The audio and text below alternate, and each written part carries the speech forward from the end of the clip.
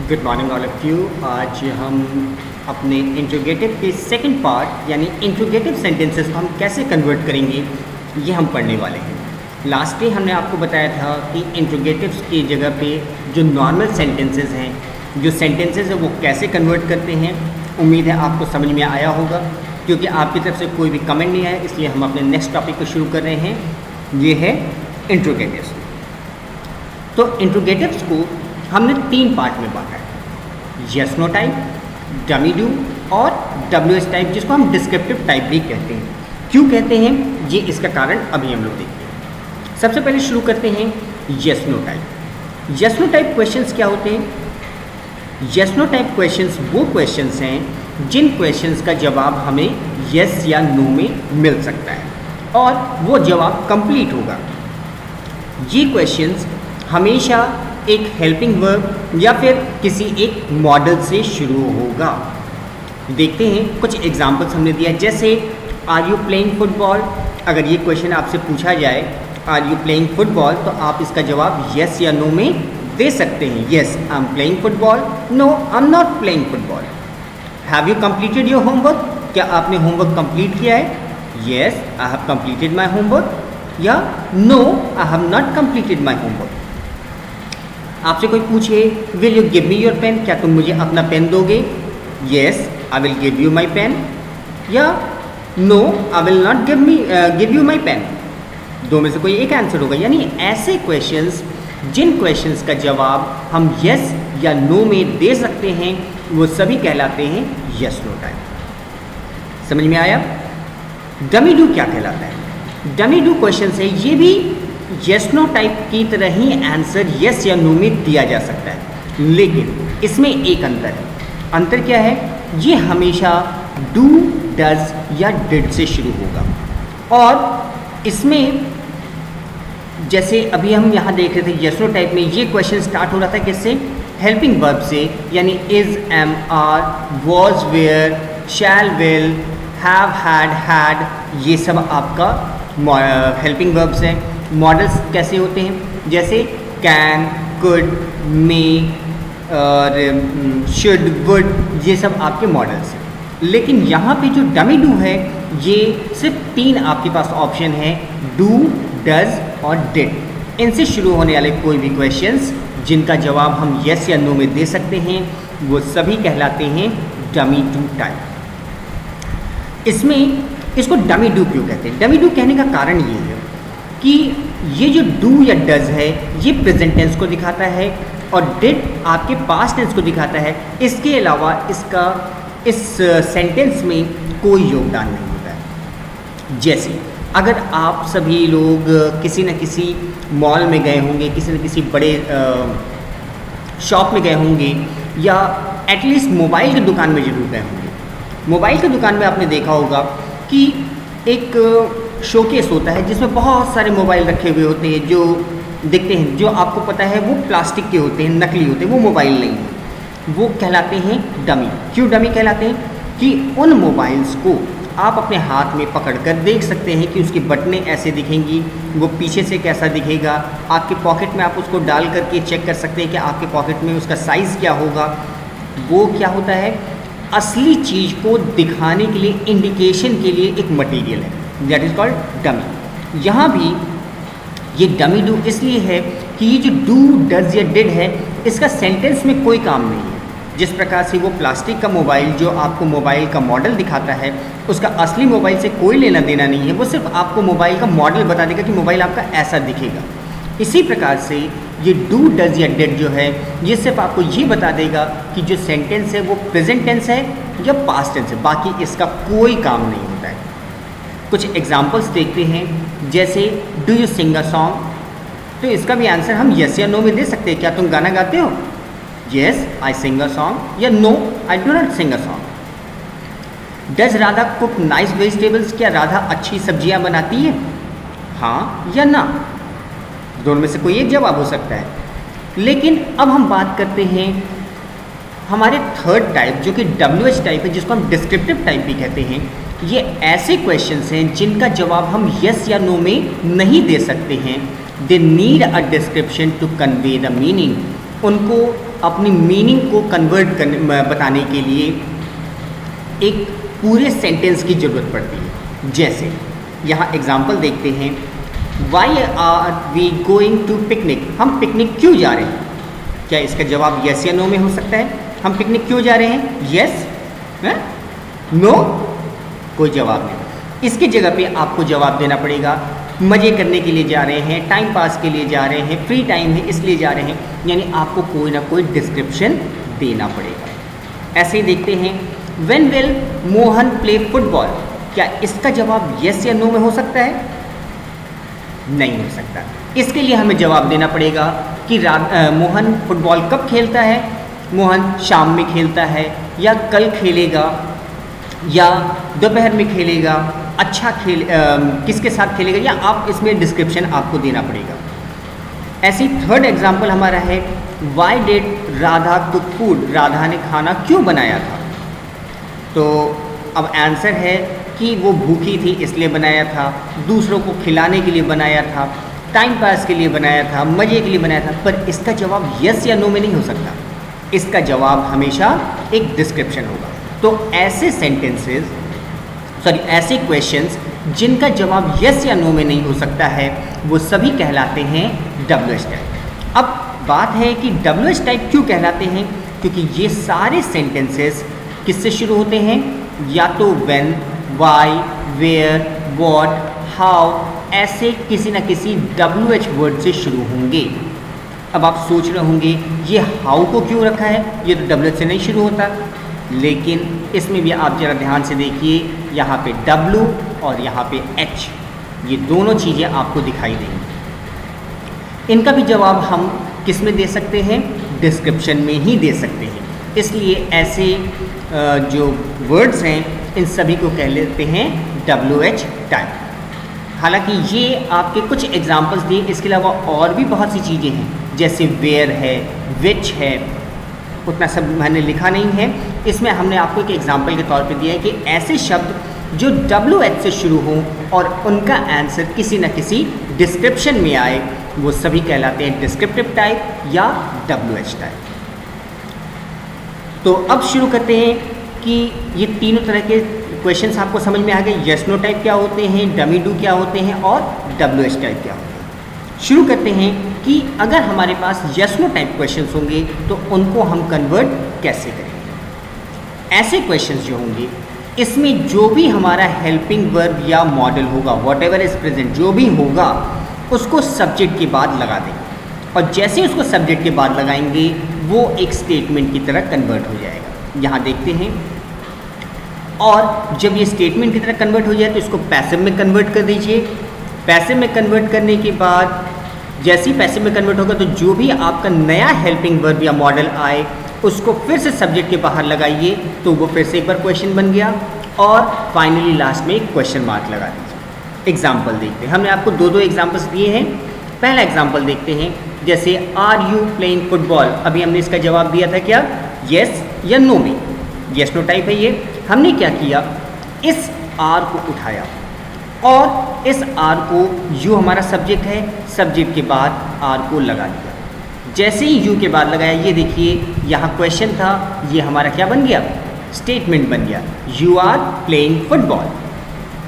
पिछले सेशन में हमने आपको बताया था कि नॉर्मल सेंटेंसेस को कैसे कन्वर्ट करते हैं, हमने इसको कन्वर्ट कर लिया यहाँ पे। Football is being played by you, क्यों, क्योंकि ये आपका प्रेजेंट कंटिन्यूस है, कंटिन्यूस में हमको बीइंग जोड़ना है।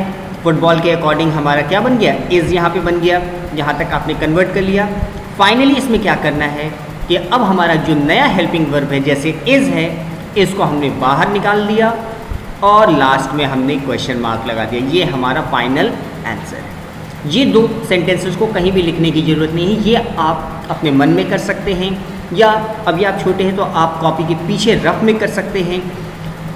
इसको कहीं भी आपको शो करने की ज़रूरत नहीं है। ये आपका क्वेश्चन है और ये आपका फाइनल आंसर है। Is football being played by you. एक एग्जाम्पल और देखते हैं, have you completed your homework. Obviously इसका आंसर होगा हाँ मैंने कंप्लीट किया है, या नहीं मैंने कंप्लीट नहीं किया है। चेंज करना शुरू करते हैं, इस हैव को उठाया इस यू के बाद लगा दिया, क्या बन गया ये? You have completed your homework. अब ये हमारा बन गया है क्या? Normal sentence. तो नॉर्मल सेंटेंस जैसे हम कन्वर्ट करते हैं, कन्वर्ट करना शुरू करते हैं, your homework has been completed by you, convert हो गया। हमारा नया जो हेल्पिंग वर्ब है वो क्या है? हैज़ है। इस हैज़ को हमने बाहर निकाल दिया और रेस्ट ऑफ द सेंटेंस के लास्ट में हमने क्या किया? क्वेश्चन मार्क लगा दिया। अब इन दो सेंटेंसेस की हमें ज़रूरत नहीं है, ये हमारे बीच के कैलकुलेशन के लिए था। ये हमारा क्वेश्चन है और ये हमारा फाइनल आंसर है। समझ में आया कैसे इसको कन्वर्ट कर रहे हैं? कन्वर्ट करने के लिए क्या करना है? सिंपली जो भी हमारा हेल्पिंग वर्ब हो या मॉडल हो उसको उठा करके सब्जेक्ट के बाद लगा दीजिए। जैसे ही सब्जेक्ट के बाद लगाएंगे वो एक नॉर्मल सेंटेंस बन जाएगा। उस नॉर्मल सेंटेंस को पैसिव में कन्वर्ट कर लीजिए। पैसिव में कन्वर्ट करने के बाद जो भी हमारा हेल्पिंग वर्ब आए उस हेल्पिंग वर्ब को बाहर निकाला, लास्ट में क्वेश्चन मार्क लगाया, हमारा आंसर रेडी है। 100% वर्किंग आइडिया है। देखते हैं डमी डू को हम कैसे कन्वर्ट करेंगे। डमी डू ऐसे क्वेश्चंस, यहाँ पे डू डज डिड जो होते हैं ये सिर्फ आइडेंटिफाई करने के लिए होते हैं टेंस को। अभी आपको हमने बताया था डू या डज जो है वो क्या दिखाते हैं? प्रेजेंट टेंस को, और डिड दिखाते हैं पास्ट टेंस को। तो यहाँ भी हमने इसको लिखा है there is no other work of them so called as dummy do. इनका और दूसरा कोई काम नहीं होता इसलिए इनको डमी डू कहते हैं। तो इन क्वेश्चंस में हम क्या करते हैं? डू या डज या डिड जो भी होगा, जो what ever present in the question में जो भी हो उसको हम हटा देते हैं आफ्टर एनालाइजिंग द टेंस। पहले हमने पहचान लिया डू लिखा है मतलब प्रेजेंट टेंस है, बाकी अब इसका कोई मतलब नहीं। Now rest of the sentence, rest part will be as sentence. जो बचा हुआ पार्ट बनेगा वो कोई ना कोई एक सेंटेंस बचेगा। अब इसको चेंज कर लीजिए और जो भी आपका हेल्पिंग वर्ब आए उसको बाहर निकाल करके लास्ट में क्वेश्चन मार्क लगा दीजिए, just like yes no type. Example देखते हैं। Do you sing a song, यहाँ पे हमने देखा डू से हमें पता चल गया क्या है ये? Do shows present tense and sing verb की ओरिजिनल फॉर्म है, V1 शोज सिंपल, यानी ये जो सेंटेंस लिखा हुआ है ये क्या है? प्रेजेंट सिंपल है। अब इसका हमारे पास कोई काम नहीं है, इस डू का कोई काम नहीं है, इसको हटा दीजिए। हमें पता चल गया ये प्रेजेंट सिंपल है, अब इस डू का कोई काम नहीं। देखिए हमने क्या किया यहाँ पे? यू सिंग अ सॉन्ग, जो बचा हुआ पार्ट था ये बन गया हमारा एक नॉर्मल सेंटेंस। कन्वर्ट करते हैं, a song is sung by you, convert हो गया। हमारा हेल्पिंग वर्ब क्या आया? इज आया, इज को बाहर निकाल दिया, is a song sung by you और लास्ट में क्वेश्चन मार्क लगा दिया। ये हमारा फाइनल आंसर है। ये बीच के दो इसका कोई काम नहीं है, ये खत्म हो गया। एक एग्जाम्पल और देखते हैं। डिड वी कमिट मिस्टेक्स, इस डिड से हमें क्या पता चल गया कि ये कौन सा टेंस है? पास्ट टेंस है। और यहाँ पे कमिट ये जो हमारा वर्ब है ये V1 है, ये V1 दिखाता है कि सिंपल है। अब इस डिड का कोई काम नहीं, इसको भूल जाइए। हमें पता चल गया कि ये पास्ट टेंस है, अब डिड का कोई काम नहीं। हमारे पास जो बचा हुआ पार्ट है वो क्या है? We commit mistakes. अब चेंज करना शुरू करते हैं। मिस्टेक्स ऑब्जेक्ट था, सब्जेक्ट बन गया। ये पास्ट सिंपल था तो पास्ट कंटिन्यूस के लिए हमने क्या किया?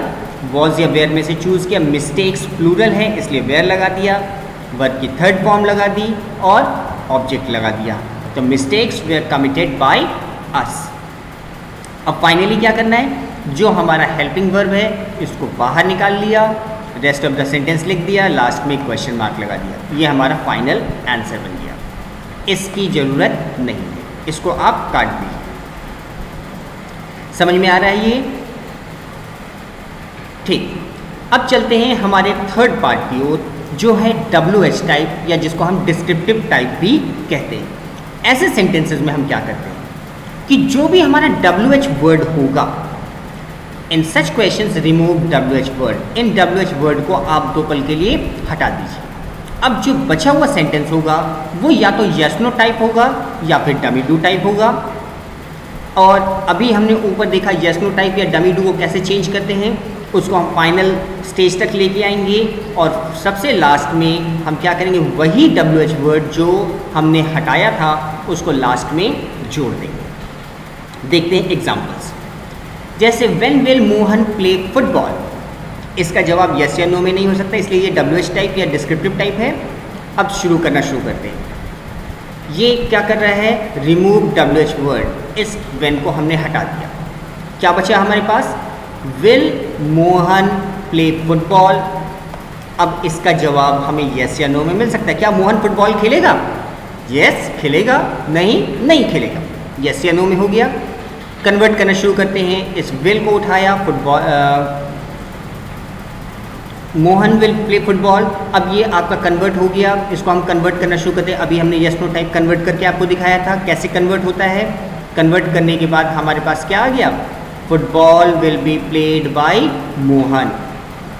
यहाँ एक पोर्शन में और जोड़े दे रहा हूँ, यहाँ पे क्या हो जाएगा, ये मोहन विल प्ले फुटबॉल। ठीक है, इस विल को उठाया, मोहन के बाद लगाया तो क्या बन गया, Mohan will play football. Change करना शुरू किया, football will be played by Mohan. Will आया था हमारा हेल्पिंग वर्ब, इसको बाहर निकाला, will football be played by Mohan. और फाइनली हमने क्या किया कि यहाँ पे जो वेन, यहाँ से देखिए फर्स्ट लाइन में से हमने वेन हटाया था, फिर से हमने इस वेन को यहाँ पे लिख दिया। ये हमारा फाइनल आंसर है। ये बीच के जो स्टेप्स हैं, इन स्टेप्स का कोई काम नहीं है, ये सब समझाने के लिए। ठीक है, एक और देखते हैं, why did Radha cook food. अभी इसका आंसर हमें यस या नो में नहीं मिलेगा, हमें क्या करना है, वाई यानी WH वर्ड को हमें हटा देना है। जैसे ही WH वर्ड हटाया, हमारे पास बचा हुआ पोर्शन क्या है, did Radha cook food. Dummy do है, इस डमी डू में हमने क्या किया कि डमी डू में जो हमारा डू डज डिड होता है, डिड से हमने पहचान लिया कि ये हमारा पास्ट टेंस है, और पास्ट टेंस के बाद उस डमी डू में डिड हटा दिया। बचा हमारे पास क्या, राधा कुक फूड। ये हमारा नॉर्मल सेंटेंस हो गया। लेकिन इससे हमें पता चल गया था, इस डमी डू से ये पास्ट टेंस है, इससे पता चल गया कि ये सिंपल है, तो ये पास्ट सिंपल को हमने कन्वर्ट किया। Food was cooked by Radha, और food was cooked by Radha हो गया।